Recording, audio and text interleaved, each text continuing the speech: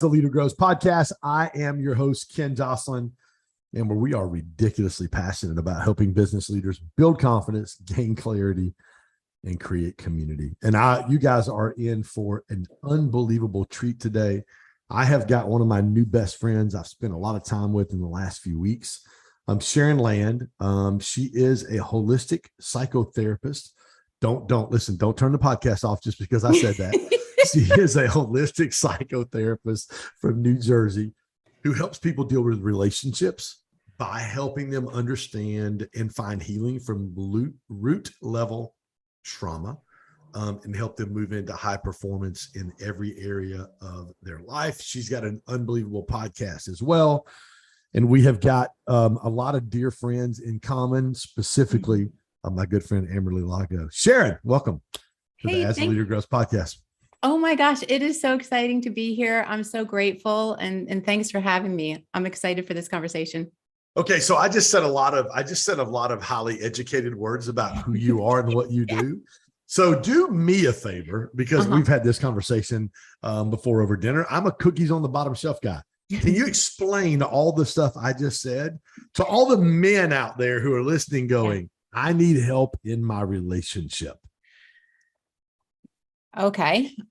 So 2 parts, I guess. The first thing is how I show up in people's lives, right? So I'm a coach, I'm a mentor, and I'm also a licensed therapist, and highly educated and trained only just because I know that the way that I've had to heal in my own personal life is not the way that everyone is meant to move through their healing, and that we're all beautiful, unique expressions, right? And we've all had our own unique experiences. And the way that we receive information, the way that we provide information is all a little bit different.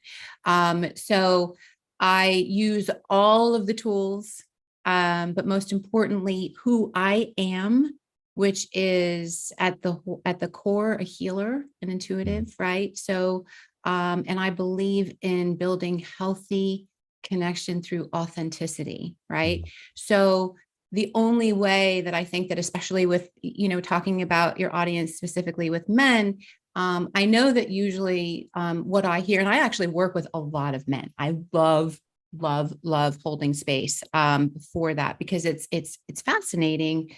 And it's also very powerful, because my goal is to help men, especially. They want to leave a legacy. Traditionally, typically, men want to leave a legacy. They want to make a difference in someone's life. They do it in a way where it's very assertive, right? And the worst feeling that I get historically from working with men is that when they walk away, that they didn't do it right, or they might have hurt someone, right? That even though they may not always show it, it stays with them, right? So I see men in many ways as healers, right? We all go about it differently. But I help them to be able to really evolve into who they're meant to be through healing. And so that they can go out and they can be a cleaner vessel, so to speak, so that they can really not have to work so hard to get themselves to the place where they can actually provide their gifts, right?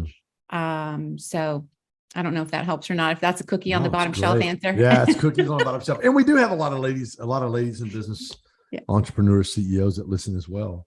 Talk to me about how you got here today, like a little bit of your journey, because I do know your journey. Talk a little bit about your journey and what really got you to really discovering this why and this purpose in your life, in this season of your life.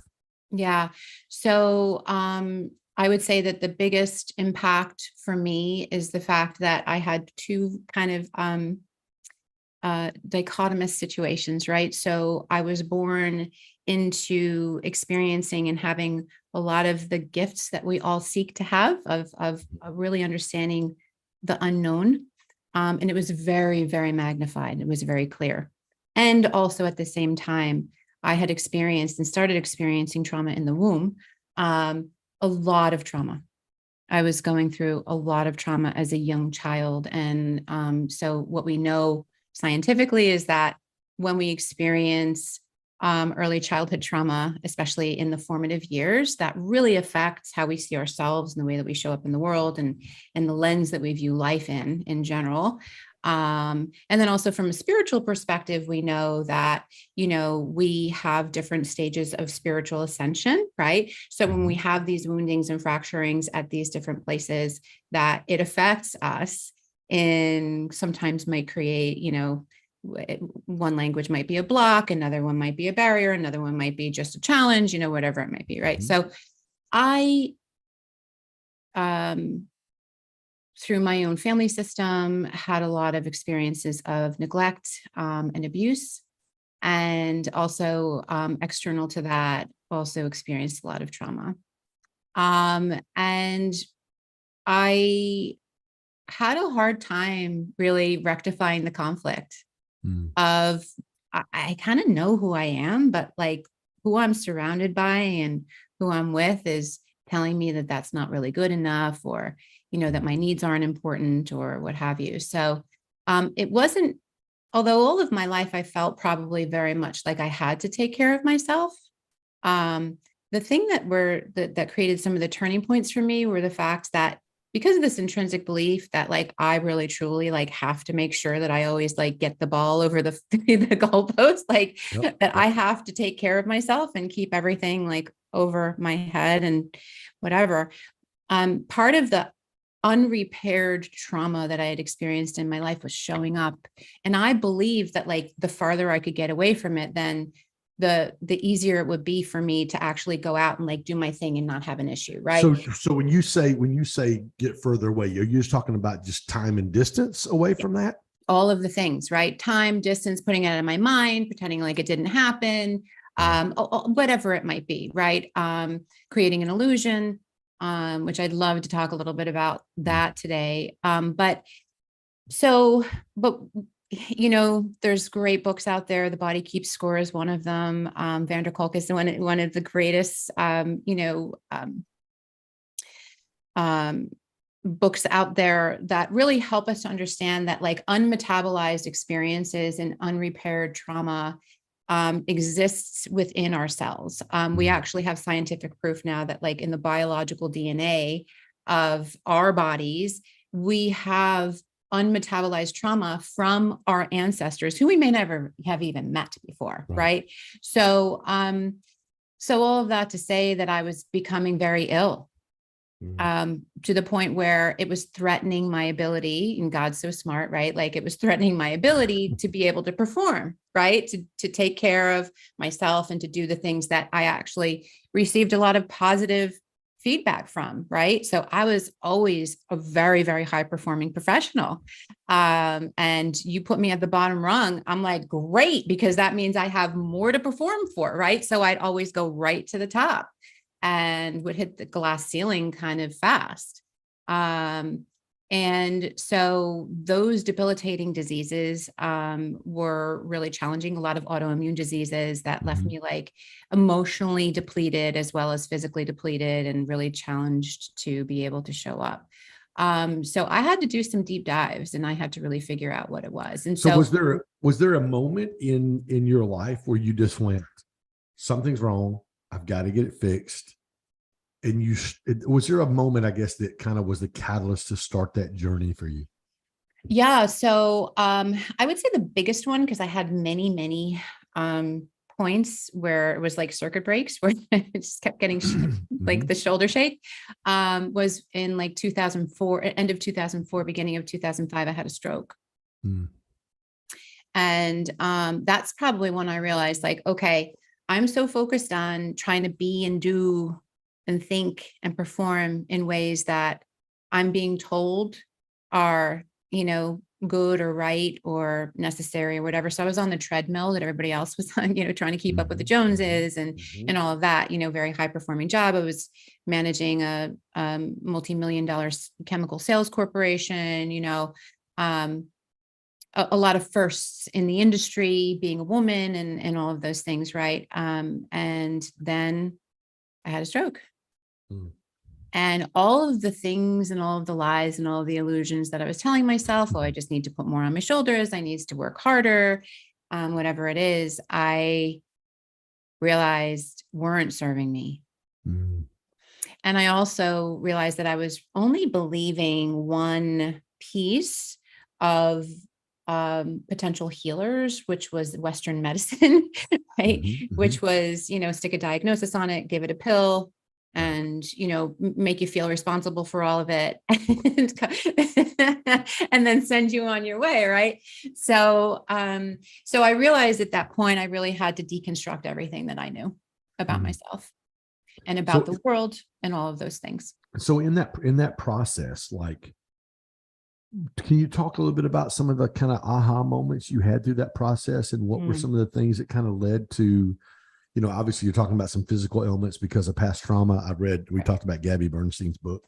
I Yeah. actually got it. I actually got it right here. And it's probably the guy that you just talked about. She quotes several different people in the book, but the one thing about how unresolved trauma in our life, in our ancestral path, causes us physical ailments in our body, because the brain is so hardwired to avoid any confrontation of things that cause that much pain.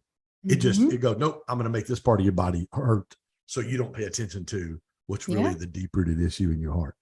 Yeah. Yeah, absolutely. And I think that, we as a culture also, and it doesn't even matter where we live, in the world, that we as our cultures, our own internal cultures are, really driven to produce on some level, right? And so it puts us in that, kind of a one-sided energetic vein and path, which is not necessarily balanced, and it causes internal conflict within ourselves. So that aha moment for me was probably the fact that at that age, I think I was like 36 at that time, right? Mhm. So I realized and I saw myself denying who I really truly was so that I'd be accepted, because Mhm. all I wanted was to be accepted, Mhm. right? And to be part of some sort of a group. And so I really denied who I truly was, which was I was a healer. Mhm. And so, um, from some trauma that I had experienced very early on, when I expressed what like some of my gifts were, and the fact that it was like, oh my God, no, you can't talk about Right. that, right? Like, what would so and so think, and my neighbor, and Yeah. the teacher, and the this and the that, right? Like, don't talk about that. So then I realized, like, after I had the stroke, I looked at the doctor, and he was like, you're having a stroke and we want to admit you. And, they had already given me certain medications and whatever. And he said, so we're going to, and all I could hear is the same thing over and over again, which is, no, it's a lie. Don't believe it. This Mhm. is one person's perspective. You're connected to something bigger and greater. This is a lower vibration, so on and so forth. Go Right. into yourself. And so I said, I just need a minute. And I had to sign the paperwork to say that I was being, released against medical advice. It's the first time I ever had to do that.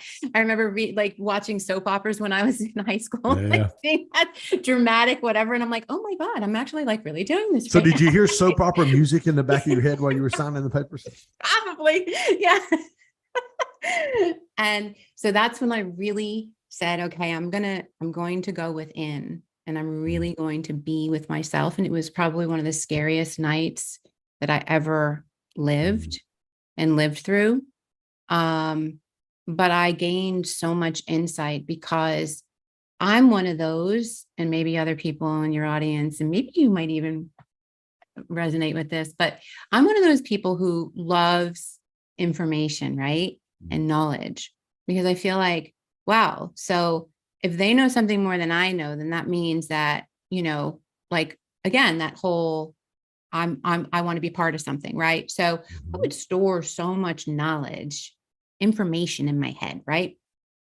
So I realized I had all this crap up in my head, but I hadn't actually allowed it to integrate into my physical body, and then like embody that knowledge and allow it to become wisdom to Mhm. help to guide me into my life. Right. And I know that sounds really simple, but when you're actually in the process of metabolizing that, you realize all of the different ways that we have really been guided and directed to deny that. to not be that. Yeah.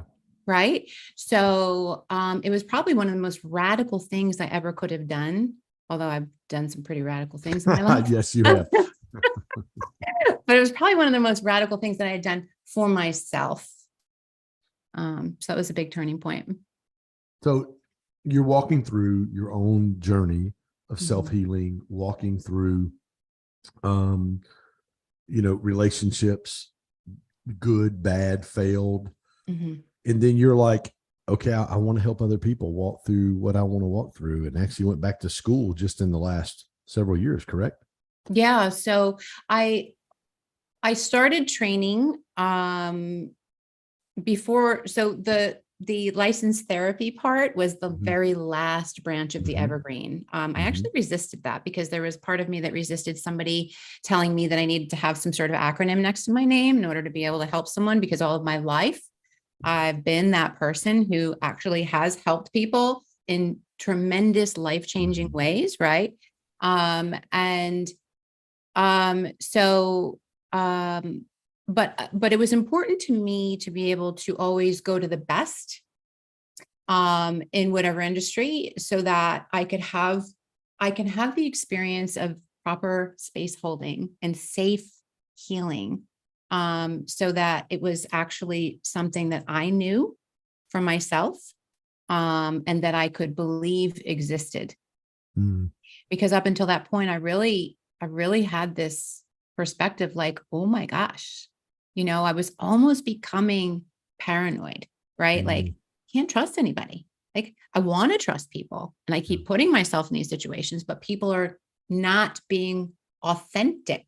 And that's where that piece comes in, right? Where when we're in relationship with someone, no matter what kind of relationship it is, we have to be authentic with, let's figure out what the problem is. And then I'm going to tell you if I'm the right person for the job.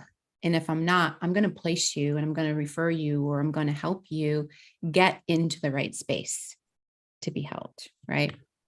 So you finish school, become a licensed therapist, Mhm. helping people deal with relationships, helping people deal with past trauma, helping people Mhm. deal with relationships.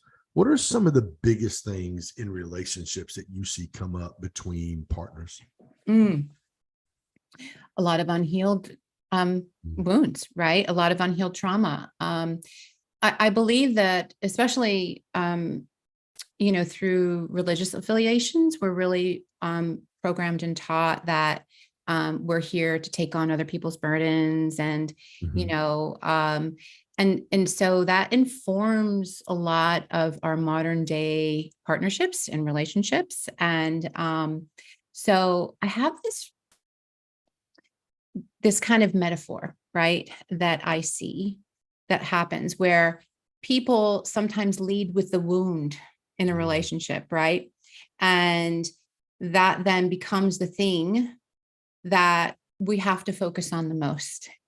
Um, and whether it's intentional or not. So wounds require pressure, Mhm. like a real physical wound, right? It Yeah. requires pressure Yeah. to stop bleeding. It requires attention. It requires management, right? So when we lead with the wound, and then we make that part of the relationship, then that means that that's going to be draining and taking a certain amount of energy, Mhm. right?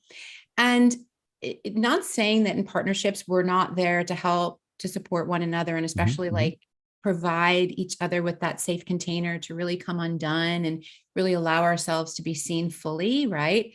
In all of the ways, including the ugly ways. Like I think I had said to you, like for me, like I want somebody in my relationships to be okay with me, like knowing that when I'm sick, like I look and I sound like the heat miser, my hair is all over the place, I'm grumpy, like, and I want them to still love me, right? And Yeah. not Yeah. hide that. But that's not a wound. That's just authenticity. That's who I am, I right? was gonna ask you, how do you know if you're operating out of a wound Right. or if you're just operating out of, dude, I'm just a faulty human being?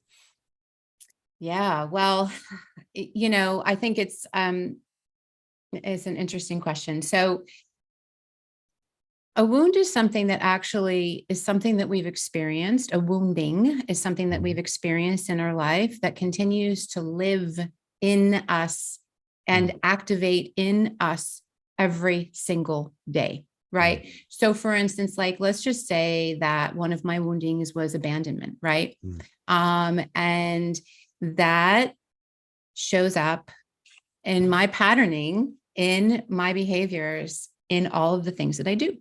So for instance, I might be controlling. I might not be trusting.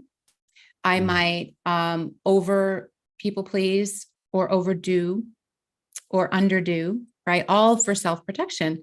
And so that piece of abandonment starts to grow its own roots in other areas within the relationship, right? So then all of a sudden we have these real-time problems of fights, arguments, deceit, mistrust, right? And so it repatterns itself because that lack of repair is like a seed. That traumatic experience that you experienced in the very beginning is like a seed that's planted. And we think as human beings that we can actually like control where that's going to grow and how that's going to show up for us. So like for me, it was physical illness, right? And relationships too. But like for other people, it'll show up in other ways, right? It's all God's design. So when we're not able to create the repair and know like that was an experience that I had in the past and it's a memory of something that I know I've been through, and now what I believe about myself is like I'm badass, like I am so strong. Come on, girl. And I am like just so good at being able to really give myself what I need and hold powerful space for someone else because I know that I am enough. Yeah. Right. And then showing up in that relationship is that it's going to have a positive effect. So it's not about the fact that we have these fractures or these woundings that makes us not fit for the relationships. It's the fact that we're not really willing to evolve from those experiences that keeps us stuck in that original wounding. Right. I love that. I've got a quote from Jillian Turecki. I don't know if you follow Jillian or not. I love Jillian. Yeah. Great. So I got a quote. She's going to be on my podcast in a few weeks. She said, the road to relationship chaos is not paved with people who have trauma. It's paved with charming people who haven't worked on themselves. Yeah. I was like, so good. So true. Somebody's out there and they've been in a, just relationship after relationship that are broken and they're not able to really find relationship where you said just a minute ago, I love what you said. And we've had several conversations around this topic about finding in myself the understanding that I am enough for me. And I'm not needy for a relationship. But then when I get to that space, when I get to that point, I'm able to hold space for somebody else and have a relationship. Talk about a little bit about, like Charlotte, she said, it's paved with charming people who haven't worked on themselves. If somebody's listening to this podcast today and they're in a relationship and there is toxic behavior in the relationship, what do they need to do? They need to become an I before they can become a we. Ooh, that's good. Which means that even though they've chosen to be in relationship with one another, realize that if they're working to maintain the relationship, that means they're looking to maintain and manage a thing. And nobody wants to be considered or treated like a thing. What we need to do is get to the point where we can come and have healthy connection. And connection is much different than managing a thing. Connection is the opposite of attachment and attachment to the thing. So many times we become so attached to the fact like I'm married and I don't want to get divorced because I don't want to look like a failure and right? So you're managing the title or the thing of being married or the relationship instead of like, how can I connect? And when we put that lens on, we put those glasses on and we look at ourselves, what's in the way of me being able to connect? And we look at our partner, What's in the way of me being able to show up authentically? It's not about fixing the other person ever. Right. It's about being that safe person within yourself enough to be able to connect. And that doesn't mean all in immediately. Yeah. It means steps and stages, right? So we can be in marriage. We could be in marriage for 25 years and have it be kind of messy and really not great. And start today and take small steps every single day to know yourself more, so you can be more of the sacred, beautiful, and know that sacred, beautiful, sovereign being that you are, so that you can show up in that relationship and see the other person in that way too. There is no way that you can really, if you don't truly understand how sacred you are, that you can then have that compassionate relationship with the other individual, right? That you have chosen to stay connected to. I love that. What are some of the things that you see in relationships? What would you say are some of the top, maybe couple, 2 or 3 things that you see with couples and partners that are causing, or that cause issues in a relationship? Yeah. The first thing is just misunderstanding about what relationships are, right? And what they're really meant to be. I think we're all kind of taught what they're supposed to be. But the other thing is, when we touched on this before, is illusions, right? It's very common that what I see is that what we're trying to do is create an illusion of someone else on what we need them to be, instead of really allowing ourselves to see who they truly are and being connected to that. And then vice versa, that person most likely creates an illusion of who we are, right? And we may or may not be aware of that.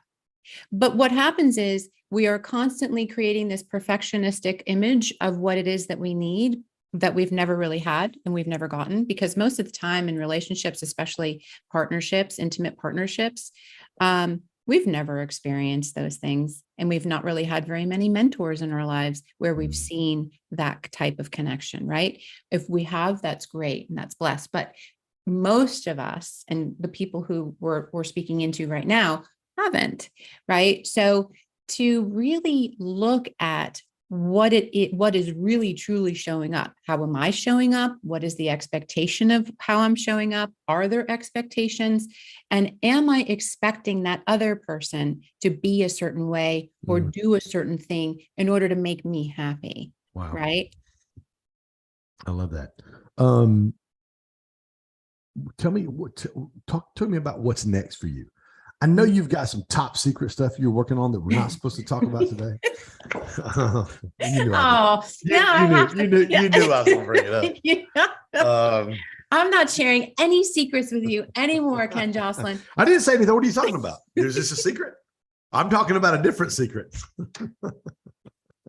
I'm talking about a different secret. Let me rephrase that question so we don't have to dive into the secret.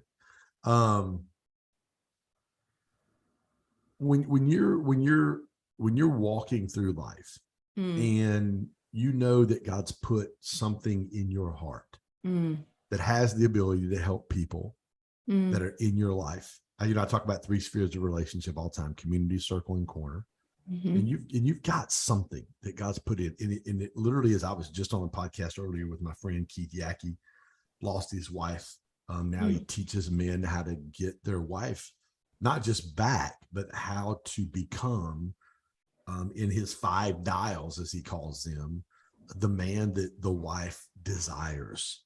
And he had to walk through hell to be able to get to the point to where he, making a couple $1 million a year, dream house, moves into his dream house in Vegas. The next week he watches his wife and 2-year-old daughter hop in the U-Haul and they leave. And he goes, dude, it was the worst feeling ever. You have to go through pain in order sometimes for your purpose to be revealed. And that's what you've done. Literally, like every time I know your story, every time you've walked through a very painful season in your life, you've really allowed God to be able to turn that into purpose for you to be able to help people. Speak to our audience specifically about that, about using their pain for purpose. Yeah. That gets us out of this secret. Yeah. Okay. Well, first I have to say that I think there's a big difference between pain and suffering. And I think it's very important for us to differentiate that, especially to whomever is listening right now, because I really get the feeling that there's somebody who really needs to understand that. And so suffering actually keeps us stuck. Pain propels us forward. Pain is an indicator, and I believe that we are so divinely created that every single thing about us is healthy. Everything, including pain. So we don't have to, but we get to take whatever experience we have that's uncomfortable or painful and look for what is meaningful to us. Not to tell us how great we are, or to tell us how we're a victim, or to tell us how that other person's a villain or a bad guy or whatever it is. But it's really just to say, okay, what is God? What is the universe? What is source trying to reflect to me that's within me that isn't the greater state of health, right? And so I just recently had just a small example, right? I just sent a gift to somebody, right? And they were so sweet. It was a bunch of different things, and I just loved them so much. I just wanted to let them know like how grateful I am for them. And they were like, thank you so much. It was so great. And I could tell there was something in their voice that was wanting to share something, but afraid to say it and whatever. And then they were just like, so they went through this whole thing. And then at the end, they were just like, and the one thing that you sent was broken, which was like the big thing, right? It was like big thing. And then all these other little things, right? And it was like the big thing that I was so excited, right? And I thought, oh my God, this is my worst nightmare right now. Like I wanted them to get that thing. I wanted it to be the most beautiful. It was a big crystal, very big on a stand, like a big crystal, and it broke, right? So I was like, oh, and so my first instinct, because we're all hardwired, and especially when we've gone through what we've gone through, like we still have to work at it, right? So the first thing was just like to, want to like abash myself, right? And self-flagellate and all of this stuff. And try and like create this space where I was like effusively loving and whatever, but I was just like, ooh, in my mind, I was like, what is the message right now? Wow. So I said, the message that I'm getting is I need to work more on how I package the beautiful, valuable content so that when it's delivered, it actually arrives and it lands, instead of me knowing that I have all this great stuff and then not spending the time that I need on making sure that I am putting it in the right container so that it can get delivered to the person. And so it was painful. It was a lot of money. It was all the things. But I said, I could turn into, there's 3 roles that we can relate into, right? And none of them are healthy. We're either going to be the victim. Oh, that person at the post office, they did me dirty. They didn't help me do it right. The person at the place that I bought it or whatever, right? Or that we're the victim, right?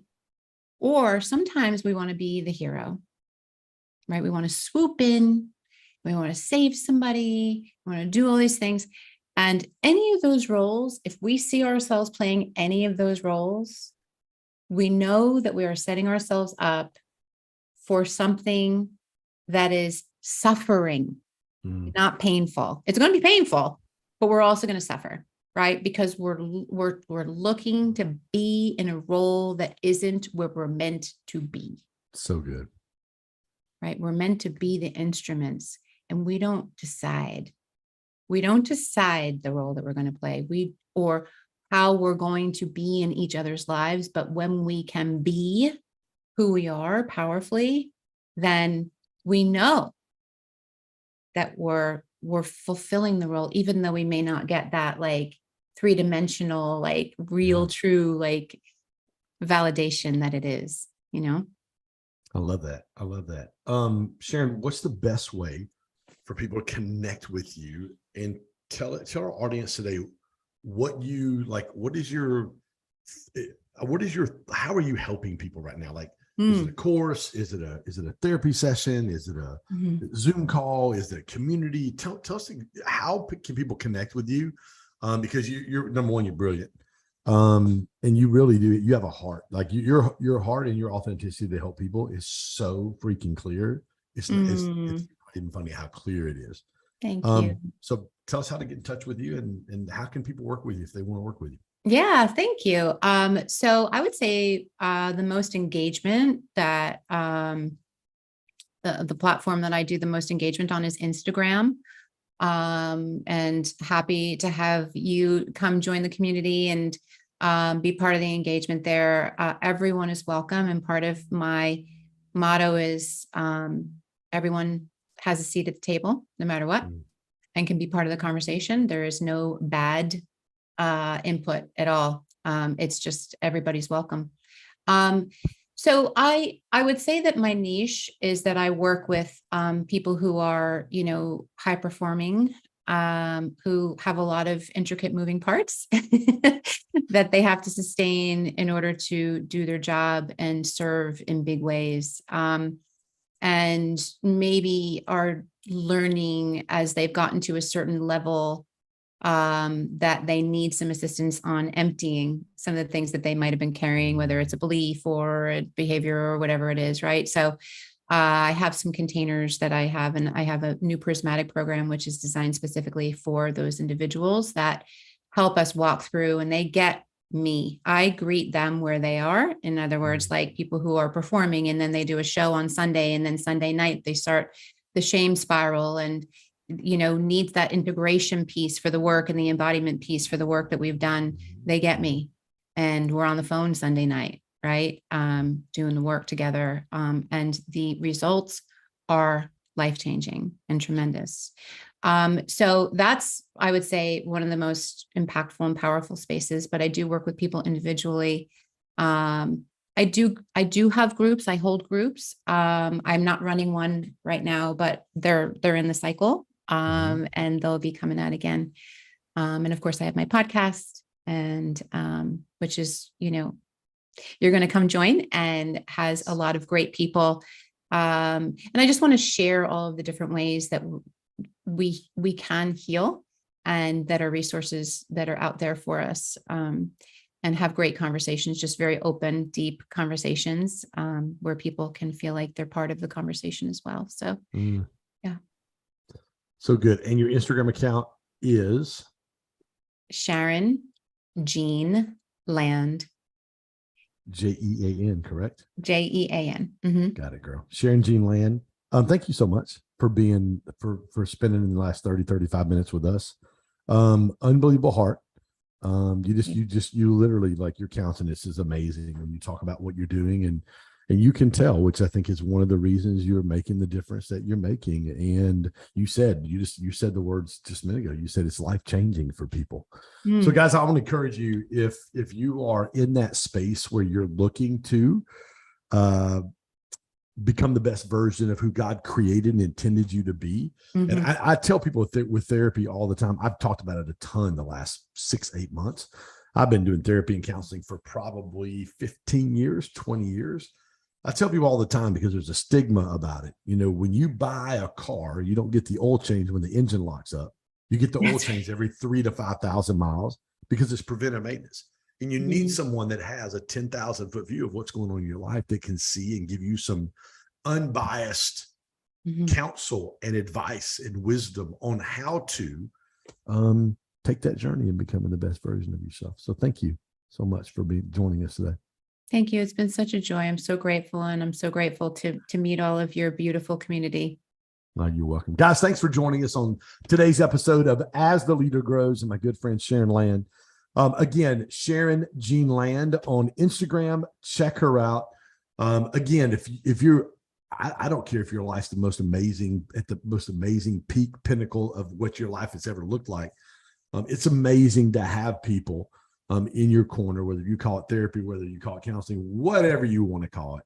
Again, it really is preventive maintenance and helps you become the best version of you. If this has added value today, I would love for you to be able to, hit that subscribe button. If you'll take a screenshot of this episode, put it up, post it on your Instagram, I'll share it. I'm sure if you tag Sharon, she'll share it as well. But guys, until next week, thanks for joining us.